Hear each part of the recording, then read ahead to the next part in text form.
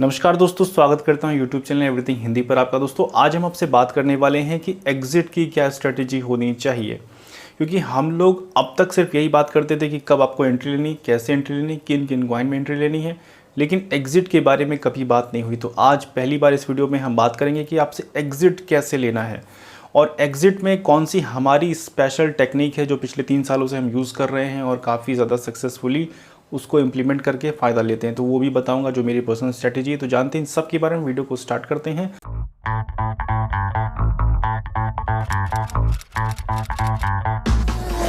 तो दोस्तों मैं हूं अजय और आज हम आपसे बात करने वाले हैं क्रिप्टो में एग्ज़िट की क्या स्ट्रेटेजी होती है। मतलब अगर कोई कॉइन ब्रेकआउट हो चुका है तो उस समय क्या उससे एग्ज़िट लेना चाहिए या नहीं।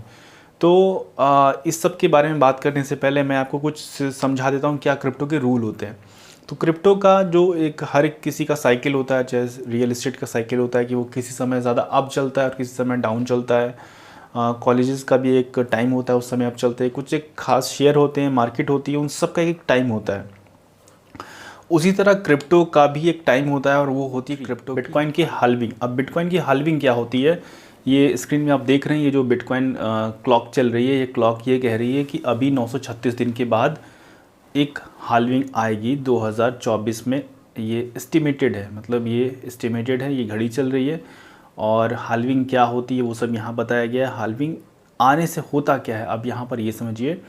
पहली हाल्विंग आई थी, हाल्विंग मतलब बिटकॉइन का जो ब्लॉक का पर माइनिंग जो बिटकॉइन मिलता है, रिवॉर्ड मिलता है, वो आधा हो जाता है।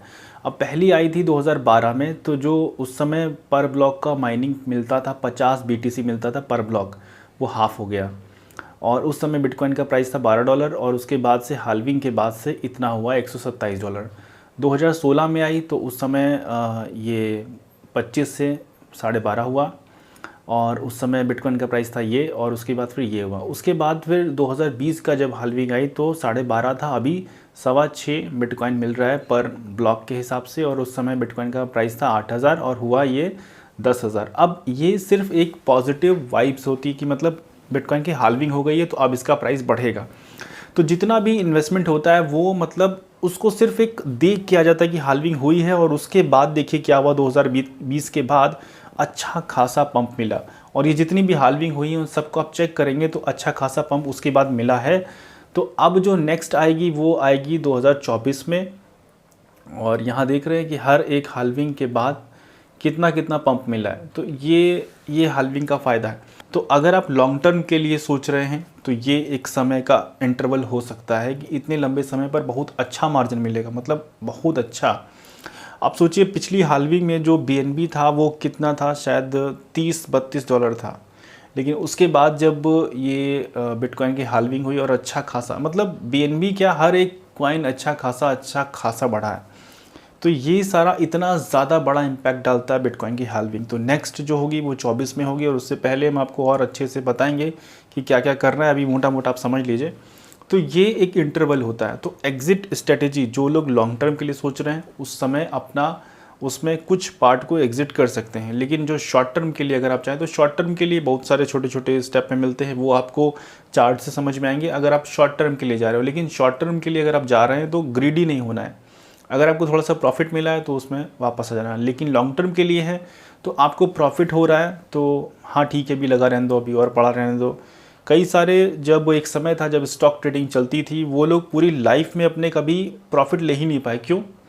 क्योंकि जब उनका प्रॉफिट चल रहा है तो वो इतना ज़्यादा खुश हो जाते थे कि यार अभी पड़ा रहने दो, अभी कुछ नहीं, अभी बेचूंगा नहीं, अभी तो और बढ़ेगा, अच्छा और लगा दो, मतलब और लगा दो, ये वाली तरीका होता था। और वो फिर स्टॉक धीरे धीरे फिर डाउन हो जाता था। तो वो लोग लाइफ में कभी प्रॉफिट ले ही नहीं पाए और अंत में नुकसान हुआ। ये क्यों हुआ? क्योंकि उन लोगों को लगता था कि नहीं, ये इसी तरह चलता है। उन लोगों को लगता है कि ये आगे ही बढ़ेगा, लेकिन ये अपनी अलग चाल है। ये अप जाएगा, डाउन जाएगा, लोग इससे पैसा निकालेंगे, डाउन जाएगा, लोग इसमें पैसा लगाएंगे, अप जाएगा।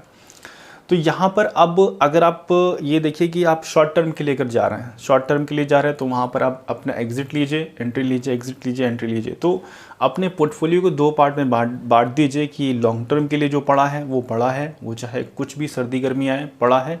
लेकिन जो शॉर्ट टर्म है उससे आप ट्रेडिंग कर सकते हैं कि जैसे अभी कुछ कॉइन अपने ब्रेकआउट पर चल रहे हैं तो उनसे आप अपना एग्ज़िट ले सकते हैं, अगर आप पूरी तरह कंफर्टेबल हैं तो, क्योंकि यहाँ पर एक स्ट्रेटेजी ऐसी भी होती, कई एक पुरानी कहावत है कि सर जब हम एंट्री लेते हैं तो प्राइस डाउन चला जाता है और जब हम सेल करते हैं तो प्राइस अप चला जाता है, तो ये कहावत भी है। उसके बाद अब हमारी खुद की क्या स्ट्रेटेजी है उसके बारे में बात करते हैं। तो दोस्तों हमारी स्ट्रेटेजी कुछ सिंपल सी है, ज़्यादा कोई टिपिकल नहीं है, कि मतलब हम अपना कई सालों से एनालिसिस कर रहे हैं कि मार्केट में जो पैसा आता है वो पैसा आता है अगस्त से शुरू होता है। अगस्त, सितंबर, अक्टूबर, नवंबर, दिसंबर, जनवरी, फरवरी, मार्च। एक समय था कई सारे MLM भी इसी तरीके से आते थे, मतलब अगस्त में शुरुआत होती थी और बहुत अच्छे चले और फिर जनवरी फरवरी आते आते पेमेंट देना बंद और फिर शटर बंद। बहुत सारे लोगों का अनुभव होगा, इसके बारे में मुझे कमेंट में बताइएगा। तो मतलब हर एक जगह पर ये सब, इसका उदाहरण क्या है, मतलब इसके पीछे रीज़न क्या है? एक सबसे छोटा सा रीज़न तो ये है कि जो कॉलेजेस होते हैं, कई सारे लोगों के बच्चे पढ़ रहे होते हैं, तो वो उस समय अपना पैसा पुल करते हैं मार्केट से, कहीं स्टॉक में लगाए तो वो निकालते हैं, कहीं स्टॉक क्रिप्टो में लगाए तो वो निकालते हैं, तो एक पैटर्न बन जाता है। और जब एक सेंटिमेंट बनता है नेगेटिव कि हाँ अभी मार्केट डाउन हो रही है, तो लोग अपना धीरे धीरे पैसा निकालते हैं ताकि उनको यूज़ करना होता है। तो वो पूरा सेंटीमेंट चलता है चारों तरफ और उससे क्या होता है, ये एक पैटर्न बन जाता है ईयरली, कि मतलब हर बार अगस्त में मार्केट धीरे धीरे अप जाएगी और अप्रैल तक में पीक, जनवरी फरवरी में पीक पर होगी और अप्रैल में धीरे धीरे डाउन होने लगेगी। और उसी समय बहुत सारे MLM भी कूदते हैं और फिर धीरे धीरे गायब हो जाते हैं, अप्रैल आते आते पेमेंट देना बंद कर देते हैं। तो ये कहानी बहुत पुरानी है, 2009-10 की पुरानी कहानी है। तो ये सारी चीज़ें चलती आई, तो मैं इसी चीज़ को फॉलो करता हूँ अपने जो शॉर्ट टर्म है उनके लिए। मतलब ये नहीं कि अगर कोई सोलाना बहुत ज़्यादा ब्रेकआउट हुआ है तो हम उसके लिए हैरान हैं कि नहीं इसको अभी बेच डालें। मतलब देखिए सोलाना एक फंडामेंटल कॉइन है, तो उसके लिए हड़बड़ाना नहीं है। हाँ अगर आपका ज़रूरत पड़ रही है तो आप उसको देख सकते हैं अपने हिसाब से, लेकिन अगर कोई भी कॉइन का ब्रेकआउट हो रहा है, कोई बहुत अच्छा पोटेंशियल जा रहा है और उसका अगर फंडामेंटल स्ट्रॉन्ग है तो बेचने के लिए हड़बड़ाना नहीं है। और अगर हाँ कोई ऐसा कॉइन है जिसका फंडामेंटल स्ट्रॉन्ग नहीं है और उसमें ऐसा ब्रेकआउट मिला है, तो सबसे पहले पैसा अपना पकड़िए। तो दोस्तों ये थी वीडियो, उम्मीद करता हूँ वीडियो आपको पसंद आई होगी, समझ आई होगी, अच्छी लगी होगी। और अगर अच्छी लगी तो वीडियो के नीचे कमेंट कीजिए, और आपका भी कोई अनुभव है, एक्सपीरियंस है तो मुझे कमेंट में बताइए, हम कमेंट में आपसे बात करने की पूरी कोशिश करेंगे। थैंक यू सो मच दोस्तों वीडियो देखने के लिए। और हाँ सब्सक्राइब करना बिल्कुल मत भूलिए चैनल को, आप लोग सब्सक्राइब करने की स्पीड बहुत स्लो है। ये YouTube के मैनेजर हमको शिकायत कर रहे थे कि आप सब्सक्राइब आपका बहुत स्लो हो रहा है। तो थैंक यू सो मच दोस्तों वीडियो देखने के लिए।